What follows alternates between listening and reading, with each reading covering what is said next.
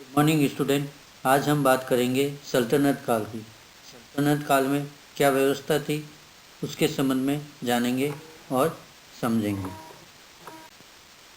सल्तनत कालीन स्वरूप जो था प्रशासन का, राजनीतिक व्यवस्था का, सैनिक व्यवस्था का या राजस्व व्यवस्था का, इसके बारे में इतिहासकारों में मतभेद है। हर इतिहासकार अपने हिसाब से अलग अलग उनको बता रहा है कि सल्तनत कालीन जो स्वरूप था उसका वो किस प्रकार था।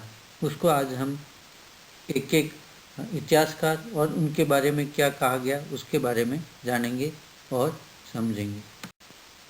इतिहास में अनेक विचारधाराएं, जैसे राष्ट्रवादी इतिहासकारों की विचारधारा, कैम्ब्रिज विश्वविद्यालय की विचारधारा, मार्क्सवादी इतिहासकार की विचारधारा, सब आल्टन विचारधारा।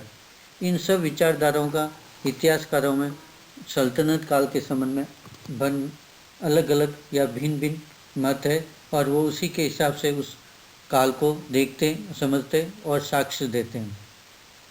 सर्वप्रथम हम बात करेंगे राष्ट्रवादी इतिहासकार की।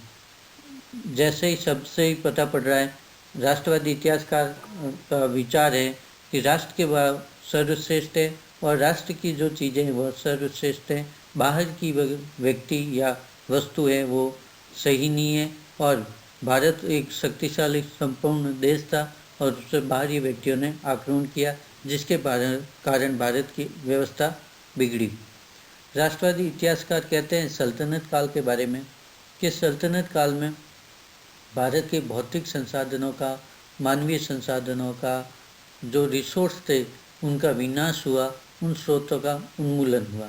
अर्थात भारतीय जो राष्ट्रवादी इतिहासकार है वो कहते हैं कि भारत की जो भौतिक संपदा थी, जिसमें धन दौलत सब कुछ था, यानी यहाँ की संसाधन थे, दूसरी तरफ जो था उनका उन्होंने दुरुपयोग किया। उनको मानवीय संसाधन थे उनका भी उन्होंने दुरुपयोग किया। दुरुपयोग का अर्थ यहाँ उनका मानव के लिए या आम जनता के लिए उपयोग में नहीं लाना, उनके खुद के व्यवहारिक जीवन के लिए या फिर विवाह अन्य संसाधनों के लिए उनका उपयोग करना। भौतिक संसाधन जैसे खनिज है, पानी है या अन्य संपदा है, उनका भी उन्होंने विनाश किया। खुद की स्थापत्य कला के लिए, खुद के मनोरंजन के लिए या वैभवपूर्ण जीवन जीने के लिए उन्होंने उनको नष्ट किया। मानवीय स्रोतों का भी उन्होंने उन्मूलन किया, लोगों को गुलाम बनाया। लगातार युद्ध करने के कारण बहुत सारे लोग मारे गए या अपंग हुए या विकलांग हुए। साथ में महिलाओं के साथ अत्याचार हुए। इस प्रकार हमें यहाँ देखने को मिलता है कि जो सल्तनत काल में मानवीय स्रोतों का भी विनाश हुआ। इस प्रकार जो सल्तनत काल में तुर्क थे या प्रशासनिक व्यक्ति थे, वे अपने जीवन जीने के लिए या फिर विलासतापूर्ण जीवन जीने के लिए स्थापत्य कला का निर्माण किया और उन स्थापत्य कला, मूर्ति कला में अत्यधिक धन खर्च किया, जो कि वास्तव में आम जनता का था और आम जनता के लिए खर्च होना था, पर उन्होंने ऐसा न करके उनको नष्ट किया और उस धन की जगह अपने लिए वैभवपूर्ण जीवन जीने की कोशिश की, जो किसी के लिए कार्यपूर्ण या उपयोगी नहीं था। दूसरी तरफ मार्क्सवादी इतिहासकार है, वह कहते हैं कि सल्तनत काल एक महत्वपूर्ण काल था जिसमें शहरी क्रांति हुई। इसका अर्थ ये है कि वो कहते हैं मार्क्सवादी इतिहासकार कि सल्तनत काल में भारतीय संसाधनों का, मानवीय हो या भौतिक संसाधनों का विनाश या उन्मूलन नहीं हुआ, बल्कि उसका सदुपयोग हुआ और उसके कारण ही भारत में जो ग्रामीण संस्कृति अभी तक आ रही थी, धीरे धीरे शहरी क्रांति की ओर अग्रसर हुई या फिर उस समय शहरी क्रांति हुई, जिसके कारण भारत आज शहरी रूप देखने को मिलता है। वो सर्वप्रथम हमें यहाँ मार्क्सवादी इतिहासकारों के अनुसार सल्तनत काल में देखने को मिलता है। वास्तव में देखें तो तुर्कों ने स्थापत्य कला का निर्माण किया।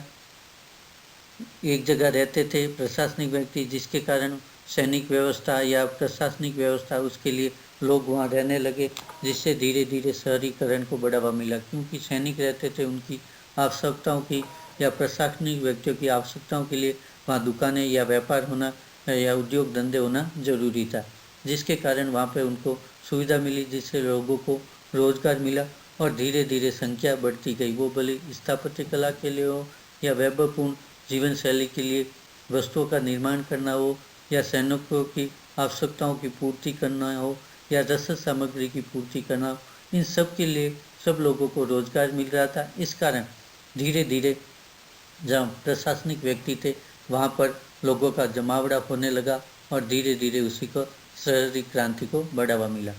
पर इन सब को देखते हुए भी सल्तनत काल का जो स्वरूप था, मध्यकाल में देखें तो भारत में भौतिक संसाधनों का उपयोग स्थापत्य कला या चित्रकला या अन्य के लिए या वैभवपूर्ण जीवन शैली के लिए किया गया।